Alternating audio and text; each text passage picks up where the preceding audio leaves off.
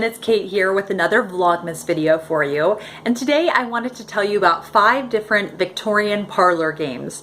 And for those of you who don't know much about Victorian Christmas, just the Victorian era was when Christmas really became a huge celebration, and it was a time when people would be able to take off work and spend the day with their family celebrating, and Charles Dickens invented the phrase Merry Christmas, and Queen Victoria was a big supporter of Christmas and just making it this big marvelous holiday that Victorian Christmas is thought of now.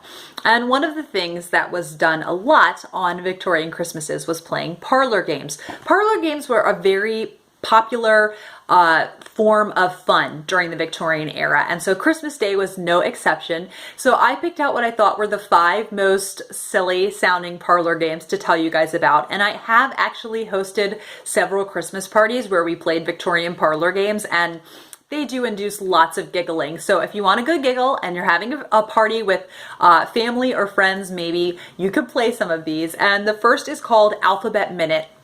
This one you have to be very quick on your feet, and it's very simple. You just start a conversation about any topic, shopping or books or baking, but your sentences, when you're having the conversation going back and forth, have to begin in alphabetical order. So I would say, how are you doing? I'm doing fine, thank you. Just how do you think you want to bake that? Silly things like that. And so you end up saying totally ridiculous sentences because you're trying to keep it alphabetical, and so it's a very silly game but very fun and very laughter inducing. The next one that I cannot imagine playing this in a group is called Squeak, Piggie, Squeak, and it's where the whole group minus one person sits in a big circle. Then in the middle is the person who's it, aka the farmer, and he is blindfolded and then turned around and around and around, and then he takes a pillow and picks one of the pigs to sit on and says, "Squeak, piggy, squeak." And the person who he's sitting on with the pillow has to squeak. And if you can guess who he's sitting on, then he doesn't have to be it anymore. I can't imagine what that would be like in real life and who would actually be comfortable playing a game like that. But I had to tell you guys about it.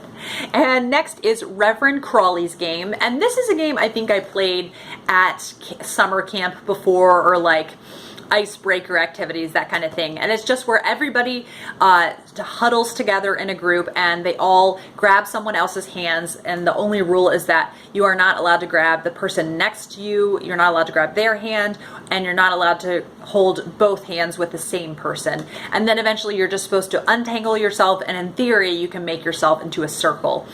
And it's just a way to pass the time and be amused, like many of these games. And the fourth one is called Blowing the Feather. This is a very silly one that I have done, and it's basically where you just try to keep blowing a feather in the air and let it not hit the ground, and it's totally ridiculous and it's so funny for adults to play, and it's definitely amusing. And then the last one is Twirling the Trencher. Twirling the Trencher is where all of the group sit in a circle except for one person, and they take a tray. And you take the tray and you spin it on the ground, and after you've started the spinning, you yell. As soon as you start spinning, you yell someone's name. So you yell Mary, and then Mary has to come over and grab the tray before it has hit the ground. So definitely a silly one and very amusing, like the rest of the parlor games. So I hope you guys enjoyed hearing about Victorian parlor games, and I just think Victorian Christmas is something that really appeals to me, and so playing the parlor games has helped me feel more like I can kind of experience it. And anyhow, I will see you guys tomorrow for another Vlogmas video, and have a lovely day, guys.